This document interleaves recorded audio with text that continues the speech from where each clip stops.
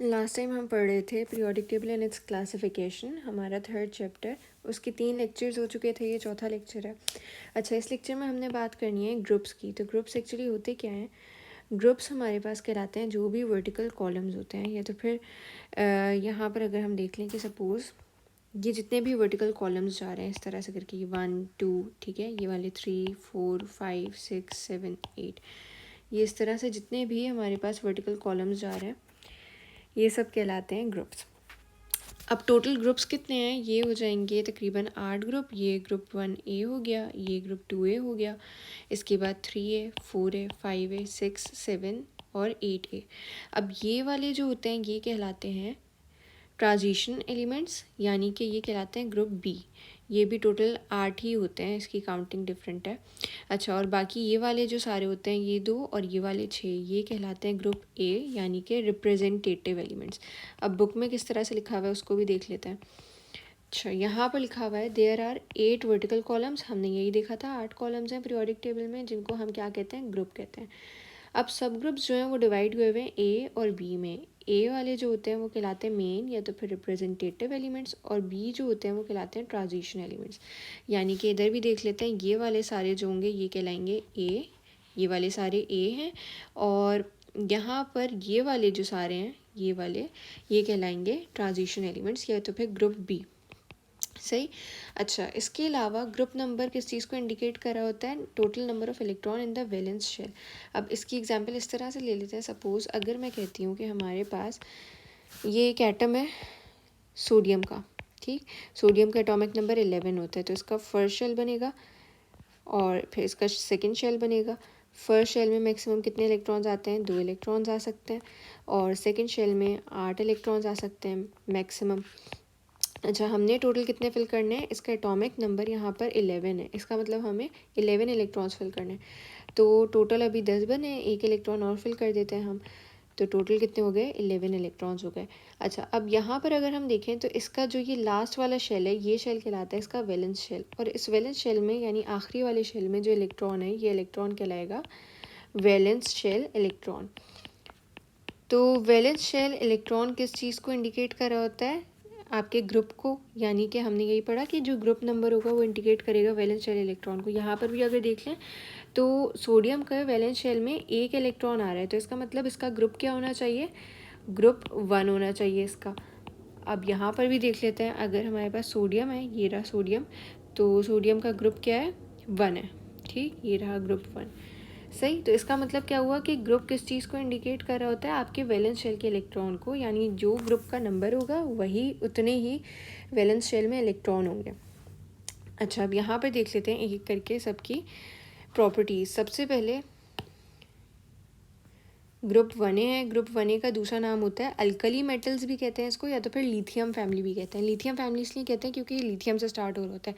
अच्छा, यहाँ पर हाइड्रोजन को पुट तो किया हुआ है, लेकिन कहीं कहीं पीरियोडिक टेबल में इस तरह से होगा कि हाइड्रोजन यहाँ बीच में कहीं पुट हुआ हुआ होगा, यानी पीरियोडिक टेबल से बाहर पुट हुआ हुआ होता है। तो इसकी वजह ये होती है कि हाइड्रोजन की जो प्रॉपर्टीज़ होती हैं वो रिजेंबल कर रही होती है, ग्रुप 1A से भी मिल रही होती हैं, 4 से भी, 7 से भी मिल रही होती है, तो उसकी कोई ख़ास जगह नहीं है, तो इसलिए उसको यहाँ ग्रुप 1A में लिख तो दिया जाता है, लेकिन एक्चुअली उसकी कोई जगह नहीं है। तो अगर हाइड्रोजन को हटा दिया जाए तो उस हिसाब से लिथियम से स्टार्ट होती है, इसीलिए ग्रुप 1A का नाम लिथियम फैमिली भी है। अच्छा, इसके अलावा इसमें कौन कौन से एलिमेंट्स आ रहे हैं? यहाँ पर लिखा हुआ है lithium, sodium, potassium, rubidium, caesium and francium. यहाँ पर देखें अगर, तो यहाँ पर भी सेम यही चीज़ें हैं। सबसे पहले lithium, sodium, potassium, rubidium, caesium और फिर फ्रेंशियम। वैलेंस शेल में ऑब्वियसली 1 इलेक्ट्रॉन होगा, क्योंकि हमने पढ़ा जो ग्रुप नंबर होता है उतने ही हमारे पास इलेक्ट्रॉन्स होते हैं। अच्छा, इसके अलावा on reaction they loss 1 electron to form univalent positive ion. वापस यहीं पे आ जाते हैं कि अगर सोडियम है, ग्रुप 1A से बिलोंग कर रहा है, यानी कि इसके वैलेंस शेल में 1 इलेक्ट्रॉन है।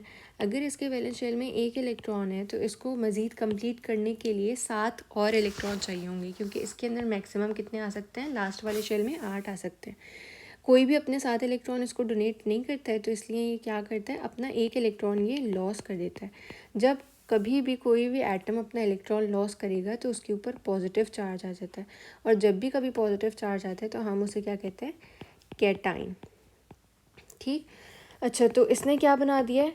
पॉजिटिव आइन बना दिया है, और पॉजिटिव आयन भी हमारे पास कौन सा है, यूनिवेलेंट। यूनिवेलेंट क्यों, यूनिवेलेंट का मतलब होता है कि इसके पास एक ही इलेक्ट्रॉन था वैलेंस शेल में, जिसको इसने ट्रांसफ़र कर दिया या तो फिर किसी को दे दिया या लॉस कर दिया। ठीक, तो ग्रुप 1A के जितने भी मेंबर्स होंगे उन सब के वैलेंस शेल में एक इलेक्ट्रॉन होता है, इसीलिए वो सब क्या करते हैं, इलेक्ट्रॉन लॉस करके यूनिवेलेंट पॉजिटिव आयन बन जाते हैं। अच्छा, इसके अलावा इनकी एक और प्रॉपर्टी होती है कि ये हाईली रिएक्टिव होते हैं, फ़ौरन रेडिली, ये मतलब बहुत जल्दी ये रिएक्शन शो करते हैं। इसके अलावा इनका मेल्टिंग पॉइंट बहुत लो होता है। अच्छा, इसी तरह ग्रुप 2A पे आ जाते हैं। तो ग्रुप 2A को हम अल्कलाइन अर्थ मेटल्स भी कहते हैं, और इसका दूसरा नाम बेरिलियम फैमिली है क्योंकि ये बेरिलियम से स्टार्ट हो रहा है। बाकी इसके एलिमेंट्स देख लेते हैं कौन कौन से हैं। Beryllium, magnesium, calcium, strontium, barium and radium, ये सारे यहाँ पर लिखे हुए हैं।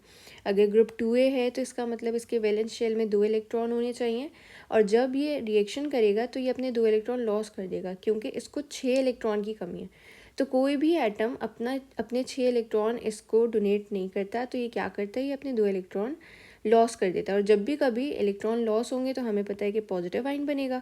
और डाईवेलेंट क्यों कह रहे हैं, क्योंकि 2 इलेक्ट्रॉन्स लॉस हो रहे हैं। सही। अच्छा, इसके अलावा एक और प्रॉपर्टी के इरेगुलर डेंसिटीज़ होती हैं। मेल्टिंग और बॉइलिंग पॉइंट भी इरेगुलर होता है, यानी डिफरेंट होता है, वेरी कर रहा होता है, चेंज हो रहा होता है। अच्छा, इसके अलावा ग्रुप 3A है। ग्रुप 3A को बोरॉन फैमिली कहते हैं। ये वाले सारे स्किप करके, क्योंकि ये हमारे पास ग्रुप बी में आते हैं। अभी हम बात कर रहे हैं ग्रुप ए की, सिर्फ रिप्रेजेंटेटिव एलिमेंट्स की। तो ग्रुप 3A जो है ये स्टार्ट हो रहा है। अच्छा, इसके ऊपर 13 तो लिखा हुआ है, लेकिन ये ग्रुप 3A ही कंसिडर किया जाता है। इसकी एक अलग लॉजिक है, बाद में पढ़ेंगे उसको। तो बोरॉन फैमिली क्यों कहते हैं, क्योंकि बोरॉन से स्टार्ट हो रहा है। उसके बाद एल्यूमिनियम, गैलियम, यहाँ पर सारे नाम लिखे हुए हैं, इंडियम और थेलियम। अगर ग्रुप 3A है तो इसके हिसाब से इसके वैलेंस शेल में 3 इलेक्ट्रॉन होने चाहिए, और जब ये रिएक्शन करेगा तो ये 3 इलेक्ट्रॉन्स को लॉस कर देगा। जब लॉस करते हैं तो पॉजिटिव चार्ज आता है और ट्राई वैलेंट होता है। ट्राई क्यों कह रहे हैं, क्योंकि 3 इलेक्ट्रॉन लॉस कर रहा है। और बोरॉन की एक्सेप्शन है, सिर्फ बोरॉन ऐसा नहीं करता, बाकी सब ऐसे ही करते हैं। फिर आ जाते हैं ग्रुप 4A पे। ग्रुप 4A को कार्बन फैमिली कहते हैं क्योंकि ये कार्बन से स्टार्ट हो रहा है। अच्छा, इसके अलावा इसके मेंबर्स भी सारे यहाँ लिखे हुए हैं। कार्बन है, सिलिकॉन है, गैलियम है, जर्मेनियम है, सॉरी, टिन है, लेड है। अच्छा, अगर ग्रुप 4A है तो इसका मतलब इसके वैलेंस शेल में 4 इलेक्ट्रॉन होने चाहिए।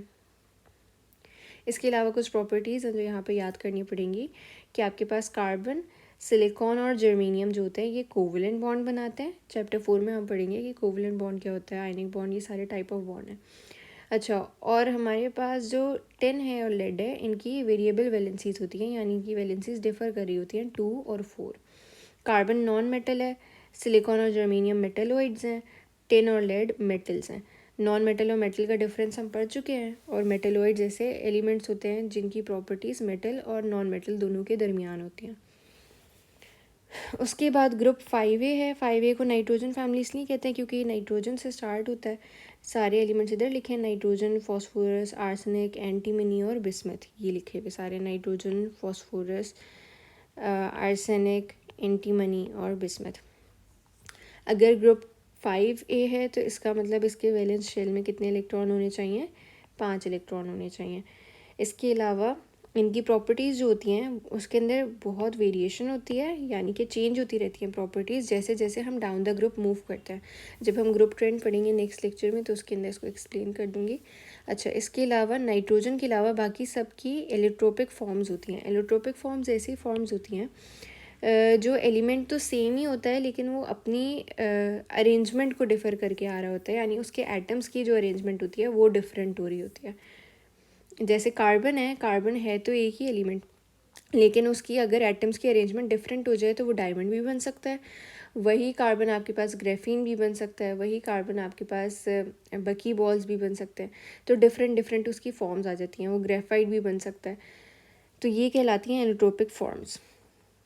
ये आगे जाके कुछ चैप्टर्स के अंदर कार्बन की फॉर्म्स हैं एलियोट्रोपिक, तो उसके अंदर पढ़ लेंगे।